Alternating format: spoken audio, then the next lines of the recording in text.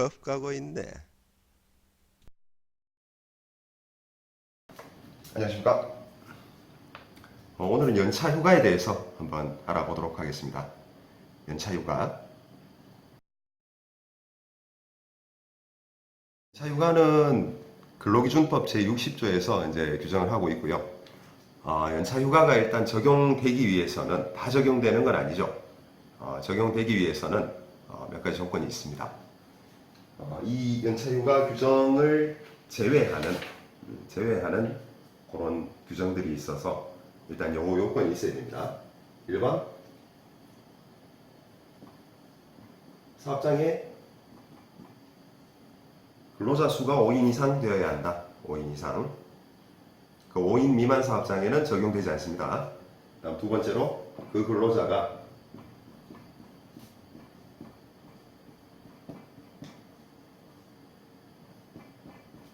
주 15시간 이상 근로하는 근로자여야 합니다. 15시간 미만자한테는 적용을 제외하고 있죠. 그래서 휴가가 없습니다. 다음으로 세 번째로 이제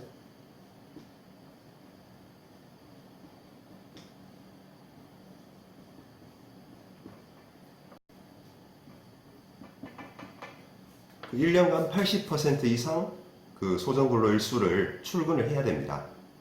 그러면 그 다음 해 발생하는 연차 휴가가 이제 발생하게 되는 거죠.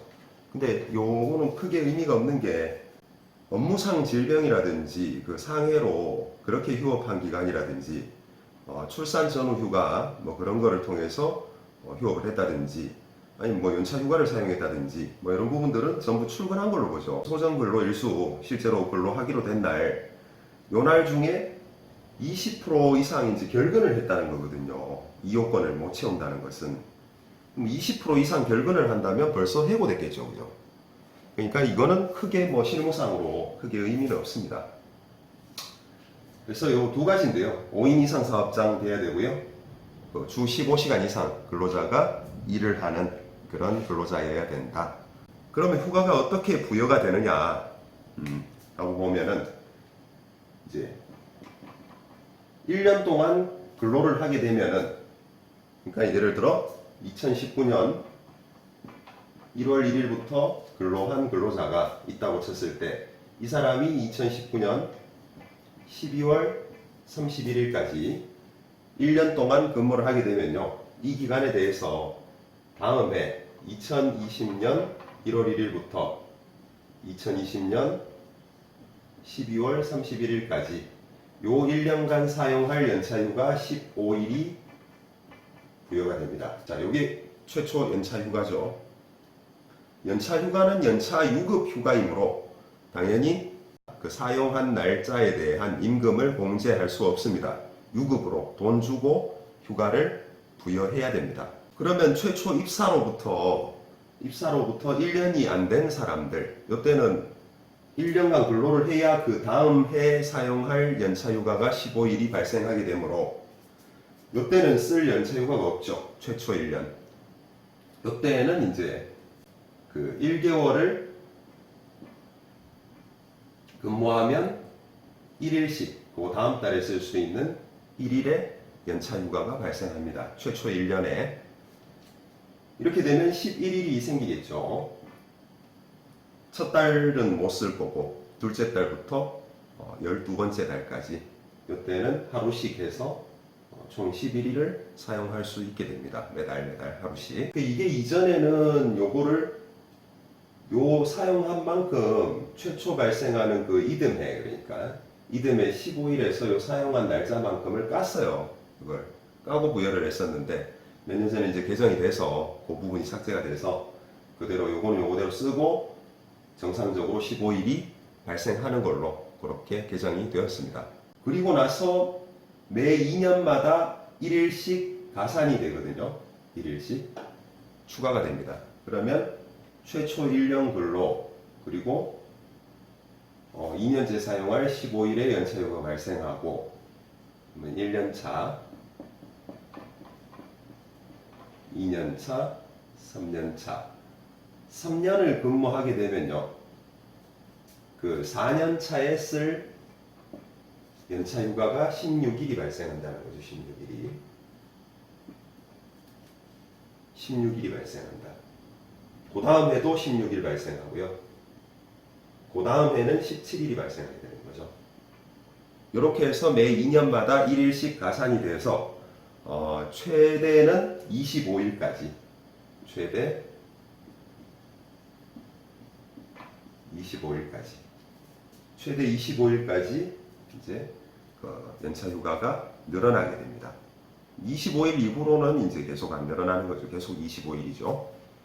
이런 연차 휴가는 뭐 사용을 본인이 이제 근로자가 원할 때 그렇게 언제든지 신청을 해서 할 수가 있고요. 근데 사용자가 예를 들어 막대한 사업에 지장을 주는 시기에 그렇게 연차 휴가를 쓰겠다라고 했을 때 그 시기를 변경할 수는 있어요. 변경할 수는 있습니다. 근데 그 막대한 지장이 있을 때만 가능한 거예요. 예외적으로. 아주 회사에 진짜 다급한 뭐 그런 일이 있어서 뭐 안 된다든지 뭐 그런 좀 예외적인 사유가 발생했을 때 막대한 지장, 그냥 일상적으로 뭐 야 좀 물량 좀 바쁜데 요 바쁜 시기인데 다른 시기에 써라 좀 덜 바쁠 때 뭐 이런 거는 인정이 안 되고요. 안 되는데 실제로는 눈치를 보게 되죠. 실제로는 눈치를 보게 됩니다. 야 바쁜데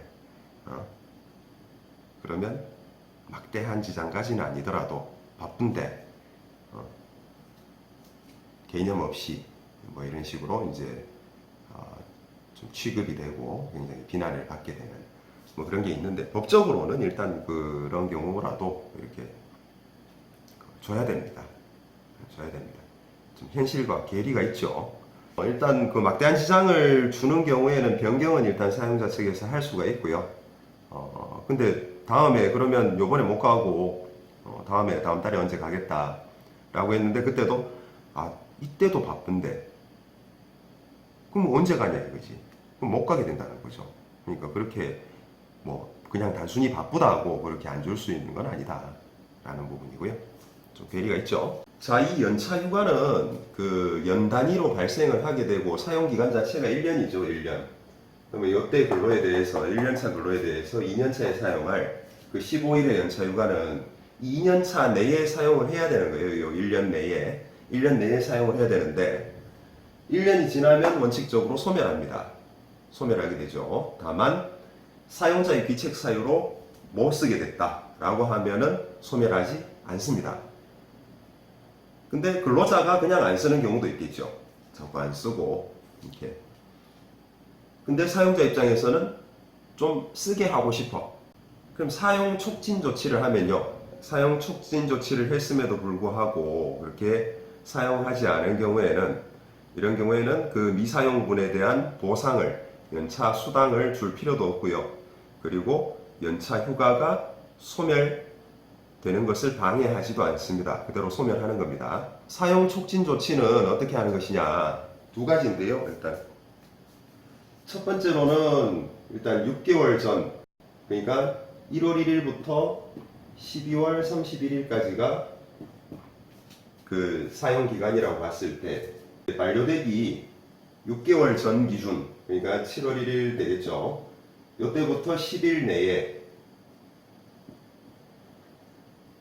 그러면 7월 1일부터 7월 10일까지 요 사이에 그 남은 일수를 알려주는 겁니다. 근로자별로 A 근로자 너는 며칠 남았다. 너는 며칠 남았다. 너는 며칠 남았다. 그 남은 일수를 알려주고요. 사용 시기를 정해서 나한테 통보를 해달라. 이렇게 통지를 하면 되는 거죠. 근데 요거는 이제 서면으로 해야 됩니다. 서면으로 근로자별로 너는 며칠 남았고 이 사용 시기를 정해서 나한테 알려달라. 이런 거를 서면으로 촉구를 해야 됩니다. 그럼에도 불구하고 그런 서면 촉구를 받은 때로부터 근로자가 사용자한테 그 사용 시기를 정해서 통보를 안 한 경우에는 또 기다려보죠. 기다려보아서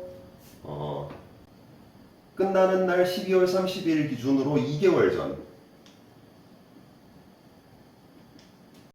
전까지 그냥 보통 좀 기다려보다가 이때 촉구를 하고 기다려봤다가 그러니까 2개월 전이면은 10월 말까지 정도 그러니까 10월 말 이전이죠. 이전에 근로자의 그 연차 휴가일을 아예 사용자가 지정해서 이때 쉬어라, 휴가를 가라 라고 이제 통지를 하게 되는 거죠. 그 사용자가 아예 그 시기를 정해서 이것도 서면으로 통지를 해야 됩니다. 근로자한테. 너 요날 남은 휴가 요거를 요때 써라, 요때 가라, 쉬어라 이렇게 서면으로 통지를 하면은 그때 쉬든가 근로자는 안 쉬고 근데 출근하더라도 그 휴가는 소멸됩니다. 소멸되고 그에 대해 미사용분으로 해서 보상할 의무도 없습니다.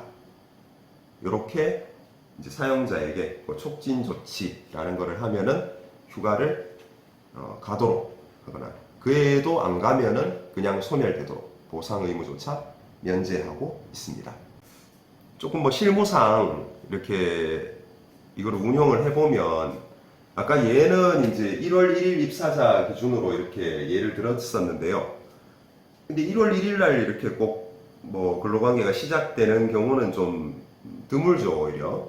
그래서 뭐 중간에 입사를 했다. 그러면 뭐 예를 들어 5월 1일부터 근로를 시작했다. 5월 1일 입사자 같은 경우에는 5월 1일부터 뭐 예를 들어 19년이다. 그러면 19년 5월 1일부터 2020년 4월 30일자로 1년이 됩니다. 그죠? 그러면 요 시점에 연차휴가 15일이 발생을 하게 되고 요 15일은 언제 쓴다? 2년 차인 20년 5월 1일부터 21년 4월 30일까지 이렇게 사용을 하게 되는 거죠. 요 15일이 최초 1년 근로에 대해서. 근데 이게 굉장히 근로자마다 입사 일자가 다르고 연차 휴가 발생되는 시점들이 다 달라지니까 노무 관리에 굉장히 어려움이 생기게 되겠죠. 이거는 상당히 번잡한 일이고 이렇게 하는 데는 잘 없죠. 그래서 보통 회계연도 기준으로 그 연 단위로 이렇게 끊어서 관리를 하면 쉬워질 텐데 그러면 이 19년 5월 1일자로 입사한 이 근로자 같은 경우에는 어떤 식으로 하면 될까요? 이해 연말이 되면 이게 아니라 19년 12월 31일 이해 연말이 되면 15일을 발생시켜 주는 거예요. 그냥 조금 유리하게 해주는 거죠. 근로자한테. 그래서 20년 1월 1일부터 20년 12월 31일까지 요 첫 해만 이렇게 부여를 해주면 그 뒤로는 이제 연 단위로 맞게 이렇게 들어가게 되니까요. 15일을 사용할 수 있도록 1년 동안 이런 식으로 관리를 해주면 됩니다. 법대로 했을 때 발생하는 것보다 근로자한테 유리한 것은 허용되지만 불리해지는 것은 허용이 되지 않아요. 또 좀 주의하셔야 되고요. 왜냐하면 근로기준법은 근로기준의 최저기준을 정한 것이기 때문에 그보다 불리한 건 무효거든요. 약정을 어떻게 했든 간에 그보다 불리한 것은 무효다. 그러니까 그보다 약간 유리한 방향으로 노무관리의 편의를 기하는 이런 방식으로 이제 하게 되면 되는 거죠. 이래봐야 뭐 유리해봐야 얼마 차이 안 납니다. 부담이 얼마 크게 가고 그 정도는 아니니까요. 사업하시는 분들은 이런 식으로 발생을 시켜주시면 좀 노무관리의 편의를 기할 수 있을 것 같습니다. 자, 지금까지 연차 휴가에 대해서 한번 간단하게 알아봤습니다. 자, 오늘 마치겠습니다. 감사합니다.